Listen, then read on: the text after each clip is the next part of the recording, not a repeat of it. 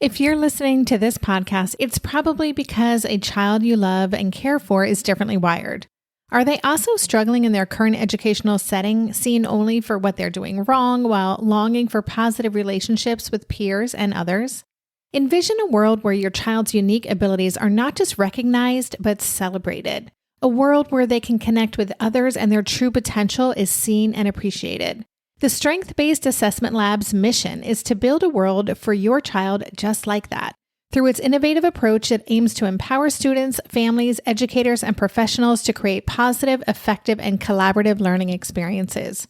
Be a part of shaping a brighter future for your child. Visit www.bgs.edu to learn more about what a strength-based assessment could mean for your family. That's bgs.edu. I just have to remember that, this is their life to be lived, and that, whether he's differently wired or not, he's a human being who was born resilient, and we all are. We are born for struggle, to survive struggle. And I try to remember too, and be grateful that he has a mother that can't protect him from the pain, but I am definitely a soft place for him to land when he has pain.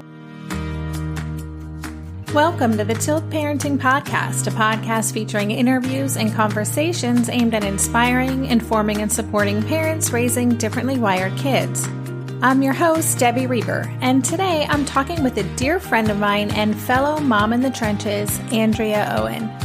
Andrea and I met many years ago through our advocacy work on behalf of teens and young women, and since then, Andrea has gone on to become a high-profile life coach and the founder of her business, Your Kick-Ass Life. She also hosts the Your Kick-Ass Life podcast, which has over 170 episodes out now, and is the author of 52 Ways to Live a Kick-Ass Life. Her new book comes out this January, and I can't say the whole title because my podcast has a clean rating, but it's called How to Stop Feeling Like, another word for crap, 14 Habits That Are Holding You Back from Happiness. As a coach, Andrea is focused on helping high-achieving women let go of perfectionism, control, and isolation, and choosing courage and confidence instead. And as a mother, Andrea is raising her own differently wired son, one who, incidentally, though a few years younger, actually shares the same birthday as Asher. In our conversation, Andrea takes us inside her own parenting journey and shares how she's navigated her own baggage and sticky spots in coming to terms with who her son is. As someone who is dedicated to helping women lead their most fulfilled lives, Andrea has had to walk the walk. And today she opens up about what that process has looked like for her and shares her wisdom for how the rest of us can do that too. And before I get to the episode, a little reminder that in 2 weeks' time, I'm releasing a special episode with Dr. Ross Green, the author of The Explosive Child and the person behind the collaborative and proactive solutions model. I'd love your help spreading the word and helping get that episode listened to by more people. If you want to do that, make sure you sign up for the Tilt Parenting Facebook page at facebook.com/tiltparenting. When the episode comes out, I'll be posting some simple graphics that you can share with your friends and on Facebook groups. Thank you so much. And now I'll get on with the show.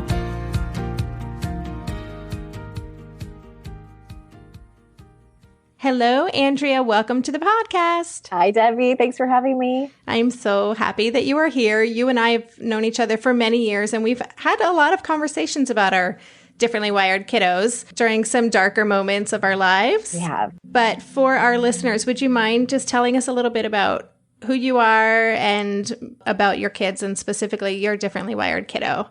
Yeah. Well, I'm Andrea Owen, and first and foremost, I'm a mom, and I'm also an author and life coach. And my son is my differently wired child. I also have a 7-year-old daughter, and my son is 9. He actually shares a birthday with Asher. That's right. Yes. And he'll be 10 the summer of 2017. And his diagnosis officially came when he was 5, I believe. It was the same year that they dropped Asperger's from the DSM. Mm-hmm. So his official diagnosis is high-functioning autism with sensory processing disorder and anxiety disorder. And that happened when he was about to start kindergarten. And now we're just finishing up 3rd grade. Wow. Okay. And what kind of school is he going to? He's in a regular mainstream elementary school, public school now. And I've had conversations with you about, should we send him to a private school? Should we send him to, there's actually a school here near where we live that is just for children with high functioning autism. We looked into that extensively and considered it. But we have turned a corner in third grade, actually, of all the grades, because so many parents said third grade is when it all starts to fall apart. Exactly. I was like, oh my God, because second grade was really rough for us. And I could talk about that. But we have really turned a corner this past year, and things have gone really well for him. We've had a lot of interventions over the years, some which we're not even sure if they worked or not. And just last week, we had an end of year IEP meeting that was the best IEP meeting we've ever had. That's fantastic. It's fantastic. We're in this season of an upswing. I mean, as you know, with these kids, you can go through seasons where you have a setback, and then other times it can be really great. And this has been our longest streak of things going really well. And so I'm trying to lean into the joy of it instead of bracing myself for the setback. Isn't that the truth? Asher used to have these regressive periods, and sometimes his regressions would last like 3 months or longer.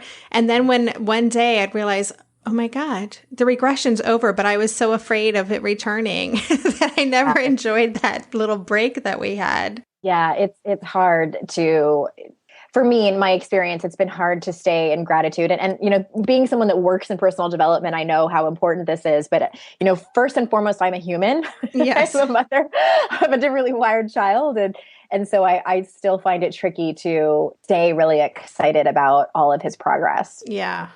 Well, let's take a step back. I'd love to just hear when you knew something was going on and what that process was like for you and what that looked like for you personally as you discovered, oh, this is not really what I thought this was going to look like. Yeah, it's interesting because he was born in 2007. And I feel like that was really the height of the debate about autism and vaccinations. I remember when that was really huge and that kind of exploded in the media. Yeah. And that was when it was. So I was very, I was doing a lot of research about it and really into that. And I was a first time mom too. So he was born and he seemed like a totally normal child. And he was always he was always much more of an observer. I had him in like a baby mom and baby group. And even when the little ones his age were starting to crawl, he was late to crawl and walk. And he would always just kind of like sit back and watch all the other kids. He's never been, just personality wise, he's never been kind of like a quote unquote typical rowdy little boy, rough and tumble little boy. And then when he was a toddler, I noticed he was always very cautious. We called him like the cautious child, and very serious as well. But never really, no alarm bells really were raised until he was about probably 4. And what happened that year was that his sister, who's 2 years younger than him, she was around 2 years old. And I was noticing that my husband and I thought that she was just like this genius child. We thought she was like this just amazing like athlete. She was 2. It turns out she was normal. and he, of course we think she's extra special, but she was just doing things as normal toddlers do. And our son was not. And also I noticed there were some red flags for me. I noticed when I would take them to the park, I would be relieved when there was no one else there. Because it was painful for me to watch him try and interact with other children. He would obsess on certain games and try to play with kids and repeat himself over and over again. Like, let's play fireman, I'm the chief. Let's play fireman, I'm the chief, and follow them around. And he wasn't understanding when kids were walking away from him or even saying like, we don't want to play that. And I kind of, you have that kind of feeling, but I didn't want it to be true. But at the same time, I knew something was wrong. And coincidentally, his preschool teacher, we started to have some problems in preschool with the other children. And Colton was having outbursts about, things not going his way or kids playing with things that he always wanted to play with. And his preschool teacher happened to be a retired special education teacher.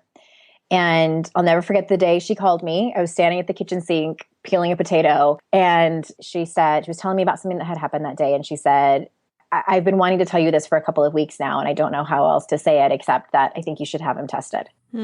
And it was, those moments you have like that out of body experience where everything kind of slows down and it's just like tunnel vision. And that was one of those moments. I remember, there was things going on around me and I couldn't hear anything except that, and just thinking, not my baby. Like, I just felt just crushed. But at the same time, it was a mixture of this, my heart just breaking, as well as a little bit of relief that we might have an answer and he might be able to get help.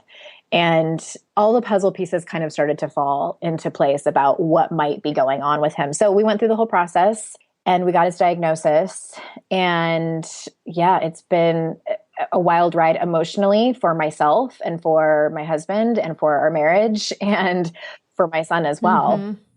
I totally relate to that moment. And I'm sure that so many listeners do too. And I'm sure that was difficult too for your teacher. It's always kind of tricky for people to make that suggestion, especially if it hasn't been brought up before, that I think there might be something going on here. It's not an easy call to make. Yeah, I know. But I'm grateful for her for it. We eventually would have happened, but I don't know if it would have happened that quickly. Right. So for you personally, you said you were crushed and you were a little relieved. I'm just curious. For me, I remember having a serious resistance to, this isn't really what's going on, at the same time while I was researching everything and buying every book I could. But I kind of went into combat mode, like, oh yeah, well, we'll see about this, What was that like for you, like your own process of coming to a place of acceptance or really surrendering, like, okay, this is what's going on? I think, from like a logistical standpoint, I didn't have that much resistance. I jumped in feet first to his testing. It was very expensive at the time. The route that we went, it wasn't covered at all by insurance. And that part I didn't have too much resistance to.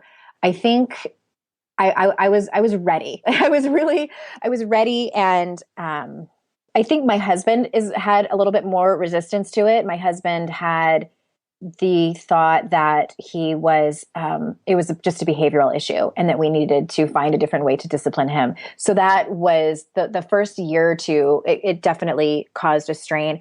I think honestly, what kind of got my feathers the most ruffled was the reaction of other people around me. And I was grieving, and it was tricky to be in this. And I'm sure a lot of people listening can relate to like what you said about, I went into productivity mode. I researched all the things. I got, the best doctors. I was going to do this right for him.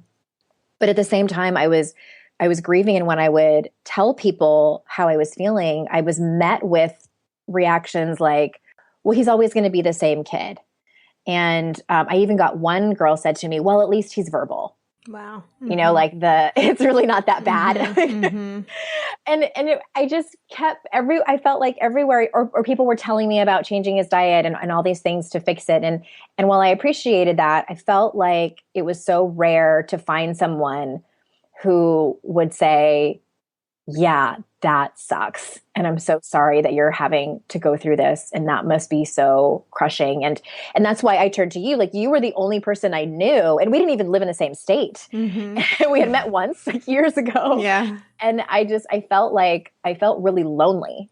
But, I know that there's parents all over the world who are struggling with this. And so I really struggled with finding support emotionally in it and really going through the grief of it and allowing myself to grieve this while at the same time going to bat for my son.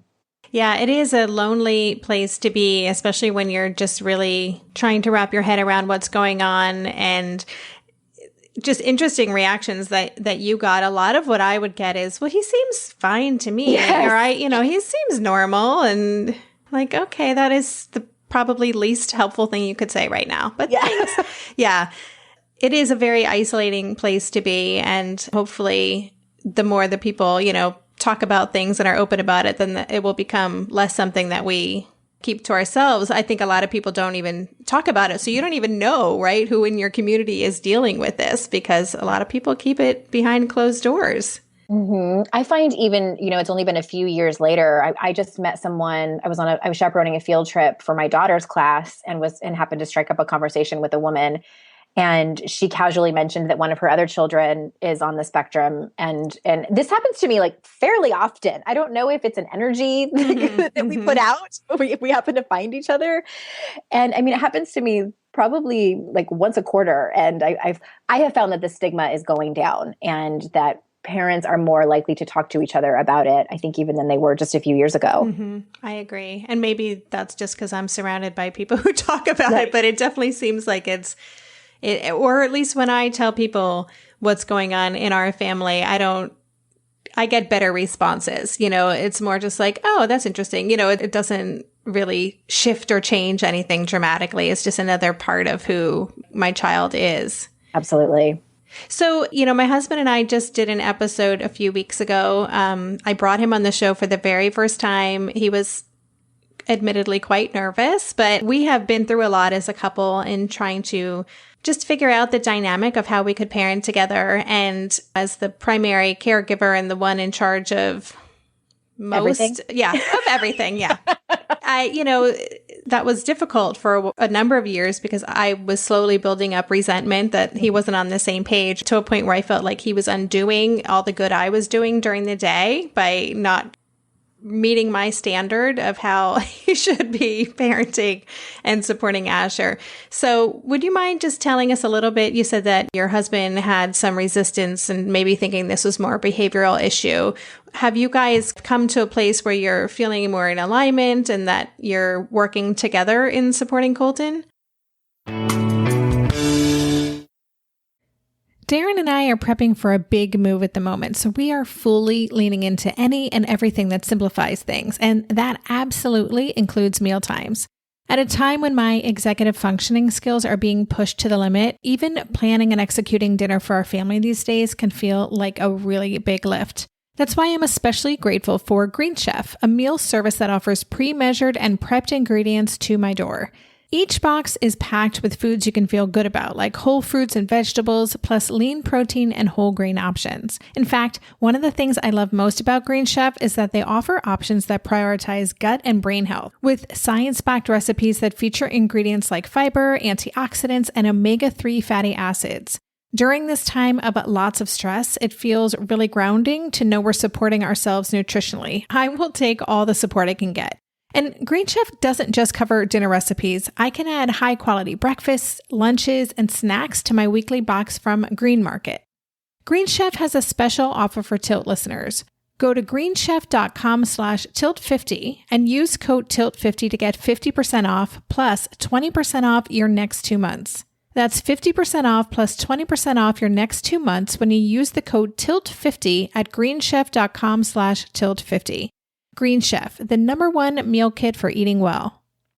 Maybe I've watched too many seasons of The Amazing Race, but every time I have to go somewhere on the subway, I treat it like a competition. It's all about making the right gut decisions about which route will get me there the fastest. Sometimes those decisions get me where I'm going early, and other times my gambles don't really pay off. Probiotics can't help with most gut decisions, but if your gut needs a little support, Ritual has your back. Their Synbiotic Plus, a 3-in-1 supplement, has clinically studied prebiotics, probiotics, and a postbiotic to support a balanced gut microbiome. I've been using Synbiotic Plus for about 6 months now, and it's become a core part of my morning routine. I take the mini capsule every morning while making my way through my inbox, whether I'm at home or I'm on the road, because it doesn't need to be refrigerated. And the capsule itself is delayed released, which helps it survive the harsh conditions of the upper GI tract for delivery to the colon. And that's exactly where we want it to go. Ritual invested in a study modeling the human colon, which showed that Synbiotic Plus significantly increased microbial diversity and the growth of beneficial bacteria. There's no more shame in your gut game. Synbiotic Plus and Ritual are here to celebrate, not hide your insides. Get 25% off your first month for a limited time at ritual.com/tilt. Start Ritual or add Synbiotic Plus to your subscription today. That's ritual.com/tilt for 25% off. It was not easy in the beginning. And I read somewhere too that parents of special needs children have a higher divorce rate, and I'm not surprised at all. I think that it has the ability to bring you closer or drive you apart.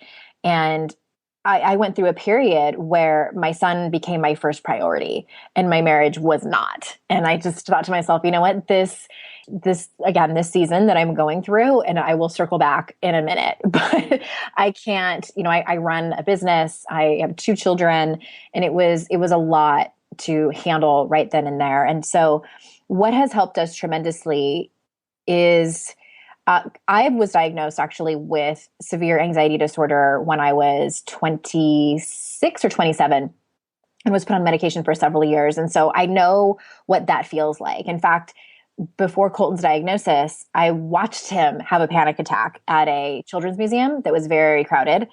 As you can probably imagine what happened. And I'm watching it happen and I'm thinking, oh my God, like I know exactly what's happening. And so I had many talks with my husband about what it feels like to be someone, and like, this is not a choice that he's making. It's not a won't, it's a can't. And asking him to do research on his own instead of me lecturing him about what it is. And quite frankly, I didn't have the time and energy and compassion to do that for him.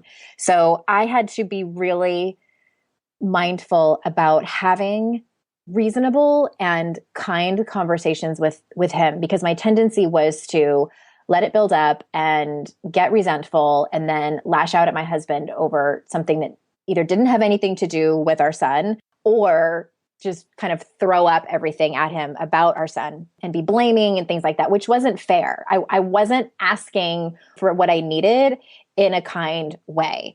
And, because nobody wants to listen to you, like when you're yelling at them. And Right. that's just like communication 101. Yeah. Yeah. And so I had to realize that and have intentional conversations with him, like on date night or on a Sunday afternoon, like not when it was an emergency. And that was hugely helpful. And he always said, like, I'll support you guys. You just need to tell me what you need. And I had to surrender some things because I realized I had like a tight grip on everything and didn't want to give anything up. And so how is that fair either if I'm unwilling to do that? So it was a lot of compromise on my end and surrendering and realizing that it's better for my son to have his father be a part of his improvement rather than his mother being a control freak about everything and having his father just kind of like flailing along for the ride. Yeah. So it's like I had to look at it from a different perspective. I had to push my ego aside. And I had to really look at us as a unit, which being the selfish person that I am and being the mama bear that I am is not always easy. I do it sometimes I make a mess. And I've learned the art of apologizing. And it's been good for our marriage. It's been hard, but in the end, it's been good. Yeah.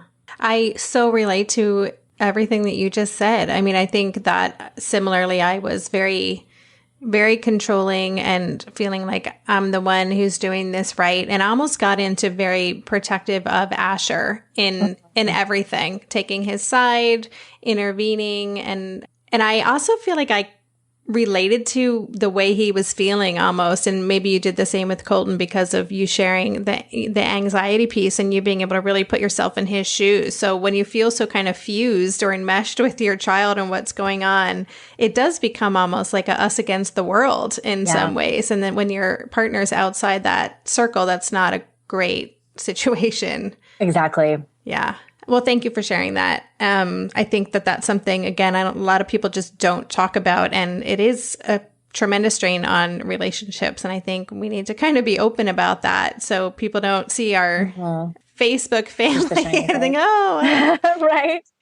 No, I'm a huge fan of marriage counseling. Marriage counseling, I'm not afraid to say, has helped my marriage so much, if not saved it. And when you're going around in circles around the same issue over and over again, nobody is willing to see the other side. It's as if it's like two polarizing political views are married to each other, that can be the case too, but like you're not going to convince each other of the other side. And when you're in that state of your marriage, I don't like to say people have to do things, but I would say like you have to seek help outside of your marriage, like whether it's someone who specializes with this or not. But it can be so incredibly helpful to have that outside mediator, someone who's not invested in one of you individually. Exactly. For sure. Mm-hmm. So I have another question, because you are a coach and an author who's written a lot about our inner critic. And it just made me think about, I have a very loud and obnoxious inner critic who has a lot to say about all the ways I screw up on a daily basis about the way I'm raising my child and the choices I make, and when I lose my cool, even though I know I'm supposed to keep it together. So for you personally, as someone that's a lot of your work is surrounding helping people learn about what's going on inside their head, how has that been for you in relationship to parenting your son?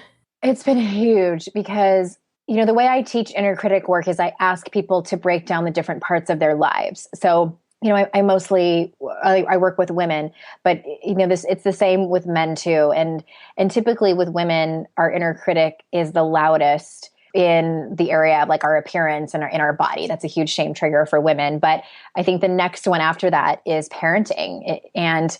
It definitely is for me. It's my biggest trigger. And I have to absolutely walk my own talk and use my own tools. And what I have found to be really helpful is, I'll give you an example. So this happened a couple of years ago, but it's still clear as day. It was during second grade when, maybe it was in first grade. I can't remember which it was, but I had had a not so great IEP meeting. And if anyone's been to an IEP meeting where you walk out and you feel like you just got beat up, like you feel like the entire hour was spent reading a list of all the ways that your child is wrong. Let me read to you all the ways that your child is measuring up. And I have numbers. I have a scale, and we're going to tell you how far he falls on the left and not being good enough.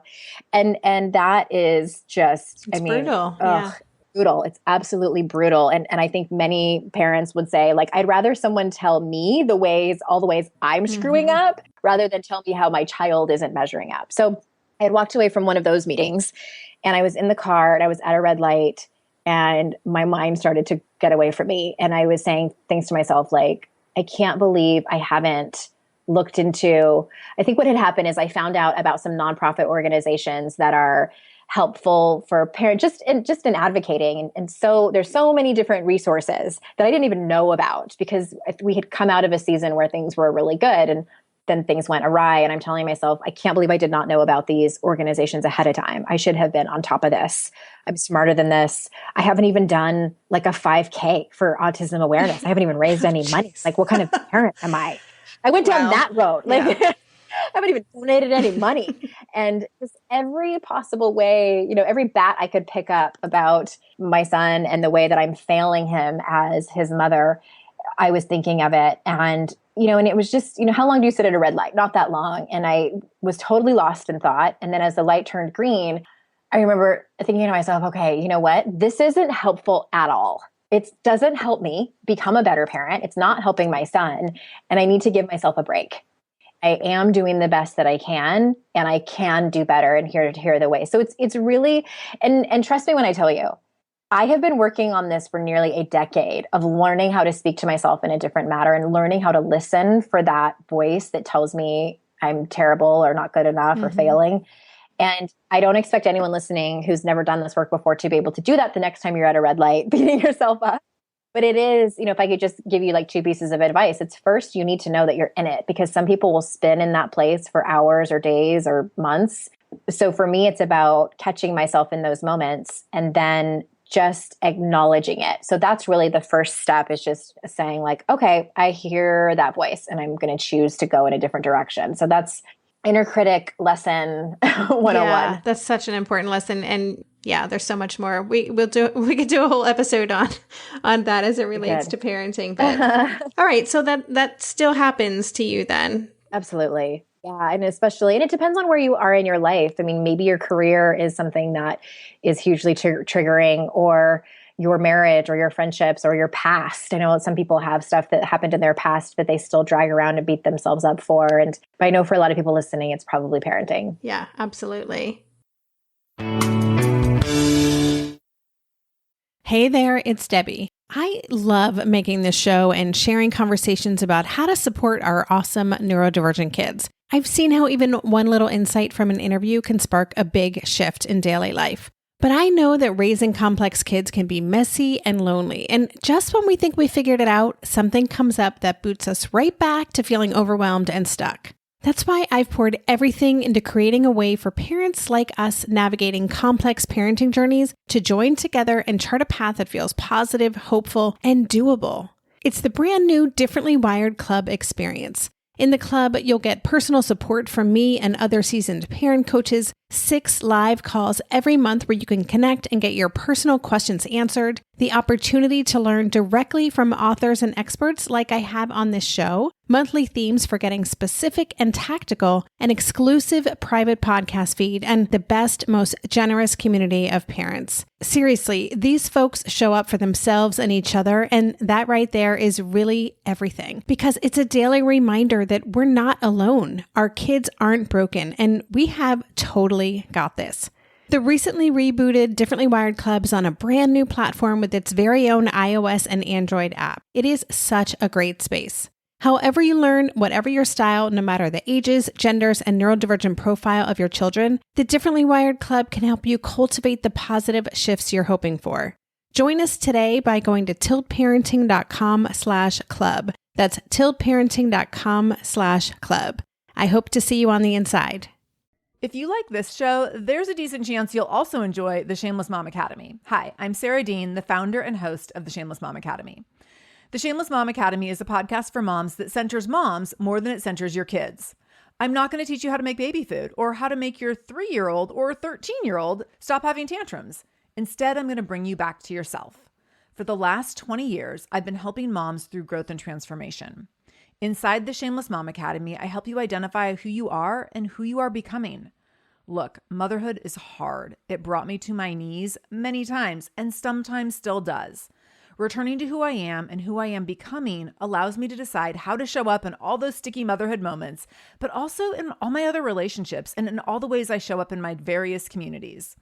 So come check out the Shameless Mom Academy wherever you listen to podcasts. I'm willing to bet you'll leave feeling a little inspired and maybe even completely fired up. And you'll probably laugh a few times because I promise we never take ourselves too seriously over here. With 700 episodes to choose from, you're likely going to find something that sparks and speaks to you inside the Shameless Mom Academy. I wanted to just go back to education for a minute. You said you've had a really good 3rd grade year, 2nd grade kind of crashed and burned. So, and I'm really just intrigued that you are in a public school and that you're making that work. So can you tell us a little bit about maybe any bumps that you had along the way or any things that have worked especially well that parents listening could get some ideas or inspiration from? Yeah, I think that what has helped us so much in the public school system is we started 1st grade and we had just moved to the state of North Carolina. My husband and I are originally from California. That's where both of our kids were born.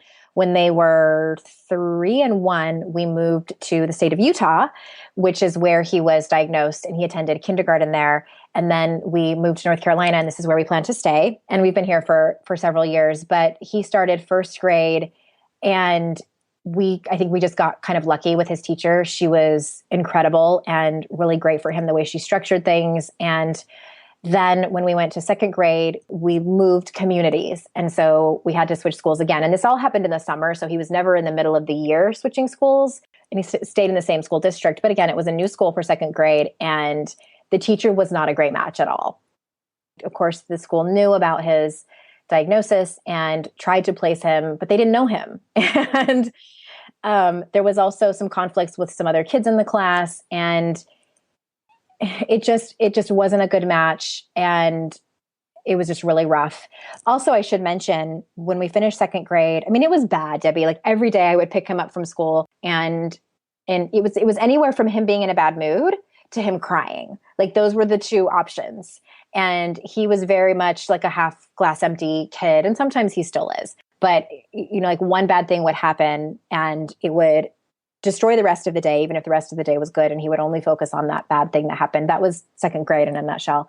And then the summer between 2nd grade and 3rd grade, so this was last summer, it was July.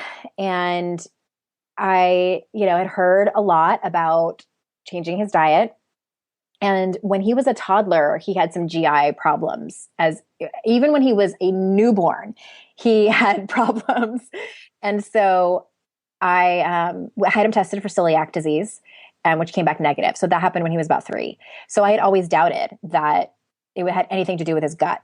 But last summer, at that point he was 8 and he loved science and he was old enough to understand and grasp the concept of proteins and brain science and things like that. So I sat him down and explained to him about gluten and what sometimes can happen to people and leaky gut syndrome. And he was fascinated by it. And I said, why don't we do this as an experiment and see what happens? Because I had the kid too, which I'm sure a lot of people can relate to, where he would only eat like 5 different things. And I didn't want to starve my child. I knew that it was going to be more of a battle than it was worth. So that's why I had waited for so long. But last July, I explained it to him. I said, let's do it for maybe 30 or 60 days and see what happens. And we'll go shopping together. And I said, ultimately, it's up to you, but I think that this might help. And he said, okay. And so we did it. And I hate to sound really dramatic about it, but it changed our life. And he changed dramatically. So we're rounding out to about a year now, and we're not sure if it's just maturity. He turned 9, he's getting a little bit more mature, or if it's the diet. Like, I don't care which one it is, I'll take it. And his 3rd grade teacher, he also has an incredible special education case manager, and she was just really great in getting him the best 3rd grade teacher, and she's been super. And he's on the honor roll now, and go Colton, excelling. Yeah, and we asked him too if he wanted to try to eat some gluten just to like see what would happen, because it might not be it, because it might also just be like the dyes that were also removed as a result. And so I was kind of telling him that, and I'm like, you might be gluten tolerant. Like, do you want to see? And he said, no, I don't. Doesn't even want to try it. And that's, I kind of lost track of the question, but I felt like it was important to mention because, and I know that it's not the case for everyone. I know I have friends who have similar diagnosis to my son who have removed gluten and saw no changes. So I do think it depends on the child. But for us, it's been really awesome. That is very interesting. I've heard that, and that is one of my inner critic's loudest things is you're not doing enough, in terms of your kid's diet. But it's one of the things I've always just said, I have too many other things I'm dealing with. I can't take that on right now. But we have gotten healthier here. But that is so interesting. And I know that happens. So I'm not surprised to hear that. And it's really cool. And I imagine that when you're not in that kind of flight or fight mode constantly, then you can actually make some great growth leaps too. Yeah, it's opened up. It's like the whole mood in our house has changed too. So he's not perfect. Every once in a while he has a bad day because he's human. And now it jars us because I think that we remember that was our normal. Just him always being grumpy. When he was an infant, we nicknamed him Mr. Fussy Von Grumpy because he was just always pissed off. Like he was just always in a bad mood. And now I wonder if that was it because he was gluten intolerant. And everything from he looks at the camera when I take his picture, he makes better eye contact. Even just the other night, we went out to dinner and we're sitting there waiting for our table to be called. And he's sitting next to me and he put his arm on my shoulder and leaned on me. Like unsolicited affection would have never happened. Like when you would ask him for a hug, he would just lean in and he wouldn't even put his arms around you. Like I would have to grab his arms and put him around me.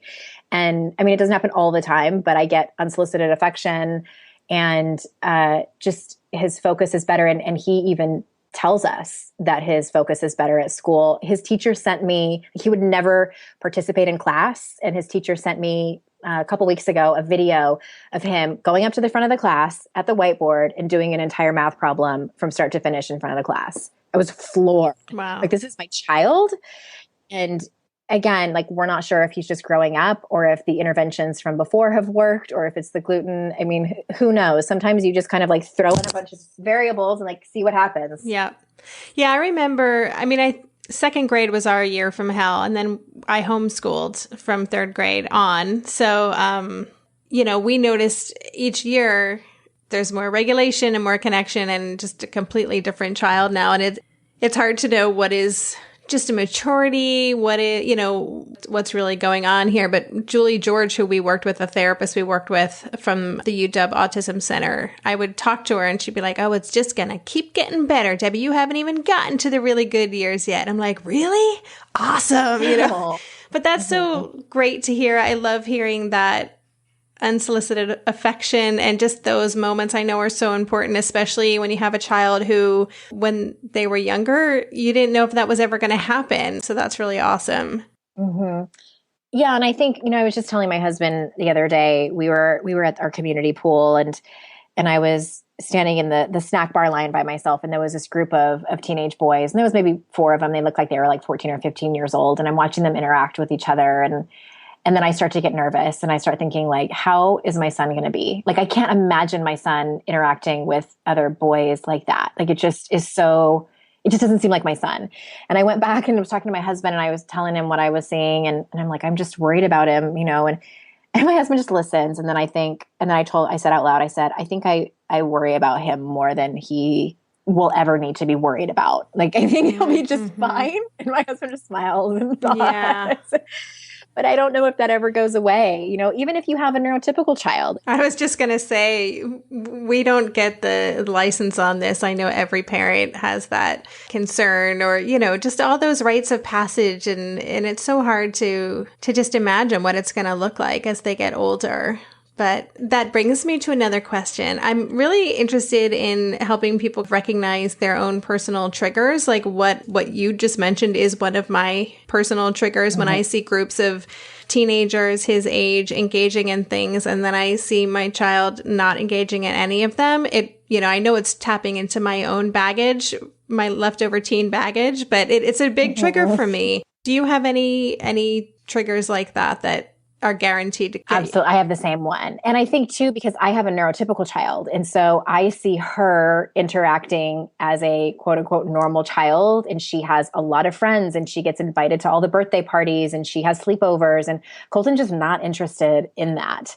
And he's had a couple of play dates, which I've been the planner of, and they've been fine.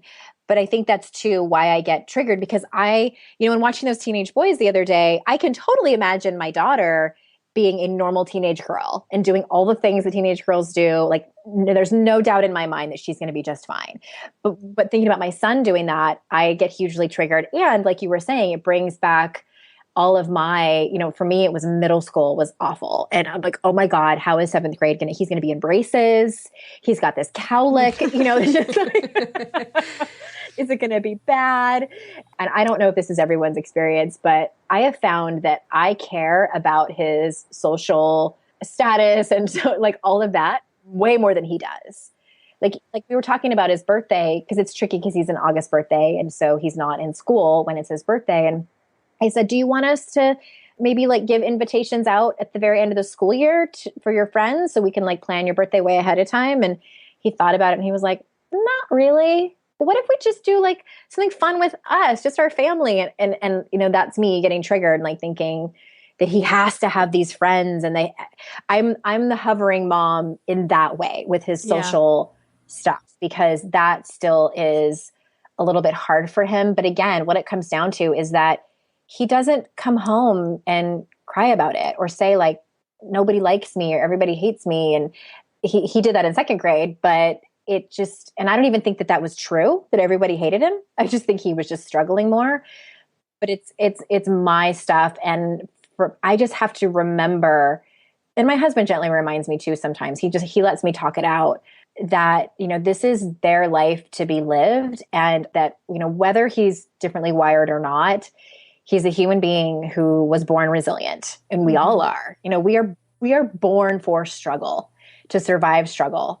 And I try to remember too and be grateful that he has a mother that can't protect him from the pain, but I am definitely a soft place for him to land when he has pain. Like, both of my children know they can come to me when anything happens, and I cannot fix it for them, but I can be there to, again, like just be there for them and be a witness to their pain, as excruciating as that is. Yeah.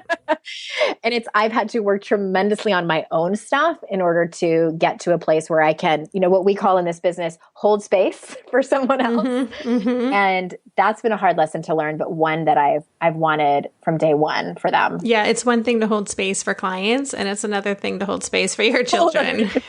Yeah. Well, that was so well said, though. I love that. And it is such a reminder that our kids are resilient and they will be fine. If we can get out of our own way, just love them and support them. That's awesome. So I have one more question for you. And that is, I'm asking this of a lot of parents, and I'm very curious about it, but also because of the business that you're in. Can you talk a little bit about self-care? And, I'm a huge advocate of self-care, and I take it when I need it. So how do you take care of yourself? I take care of myself by a few different things. For a while, I was really sort of hell-bent on being in an in-person support group for other parents of differently wired kids. And then I kind of felt like, you know what, I don't want to talk about this all the time. I do still participate somewhat, but I really make it a point to get together with my friends and just do mom things, like go shopping and do things that don't have anything to do with my children, and also working on my marriage. Again, whether your kids are on the spectrum or not, I think that when they are of a certain age, it is so difficult to survive marriage if you're not actively working on it. And I have found that my children are happier when my husband and I are in a good place. They feel safer. They know when we are tense with each other or not connecting. And I want them to feel safe. And I want to give them that gift of their parents having a good marriage. And so that's another way that I take care of myself, is maintaining a strong relationship with my husband. And just the usual stuff that you hear about all the time, like making sure that I work out and those types of things. And I'm a writer, and making sure that I get some writing time in that's not for work. It's actually like for pleasure and reading and those types of things that we hear about all the time. Super important.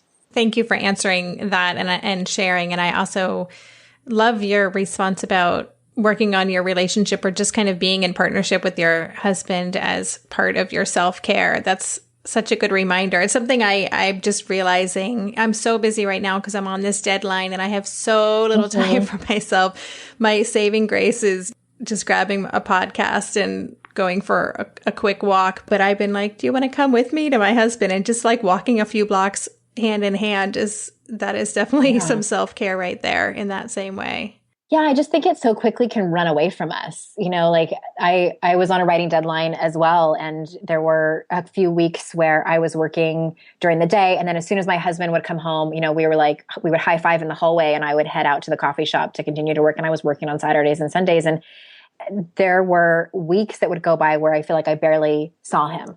And that can go downhill really fast. I've noticed that feeling of disconnection, and then it just kind of like breeds, kind of like when you don't work out and then you feel really unmotivated. And then, it's like in my marriage, I'm like, well, he hasn't really done anything. He hasn't expressed any gratitude to me. He hasn't reached out and texted me during the day. Why should I, those kind of thoughts? Yeah. Why should I be the one to try so hard? And again, my ego gets in the way, and I have to just really remember that we are a family unit, and there's more to this family than just me. Yes. and it's okay that I'm actually making an effort, and it's all for good. So yeah. That's great. This conversation has been just so interesting to me personally. I mean, we've talked about these issues before, but I always consider things in a different way after we chat. And I know that our listeners are going to be inspired to think differently and have picked up some good nuggets. I also have a feeling they're going to want to check out your podcast and your website to hear more about the way that you think about things and your work regarding your inner critic and all those things. So would you mind telling us how people can track you down? Yeah, the inner critic work is, they can download. I have a free ebook and audio that's at yourkickasslife.com. And then the podcast, if you just go to iTunes or wherever you get your podcasts and search for Your Kick-Ass Life podcast, you can find it there. And listeners, I will leave links to Andrea's website, her podcast, and her book as well on the show notes page, so you can check out all of the goodness that is Andrea Owen. And Andrea, thank you so much for just sharing your story. I really appreciate all of the time that you took to walk us through your personal story. Again, it's inspiring, and it helps other parents feel like they're not crazy and that they're not alone, and that there's a lot of us going through this, and it can actually be something that improves marriages and lives and builds from there. So thank you so much. You're welcome. It's been my pleasure. This hour has flown by, and I always love talking to you, and just so grateful for the work that you're doing out in the world. Thank you. Thank you so much. You've been listening to the Till Parenting Podcast. For the show notes for this episode, including links to Andrea's website, her podcast, her books, and the other resources we talked about, visit tillparenting.com/session79. If you get value out of this podcast and would like to support us, there are a couple easy ways to help. One is to help sponsor the podcast through my Patreon campaign. Patreon is a simple membership platform that allows listeners like you to make a small monthly contribution to fund the show. If you want to help us, visit patreon.com/tillparenting. The other way is to be sure and rate and review the podcast on iTunes and help me spread the word. Thanks again for listening. For more information on Till Parenting, visit www.tillparenting.com.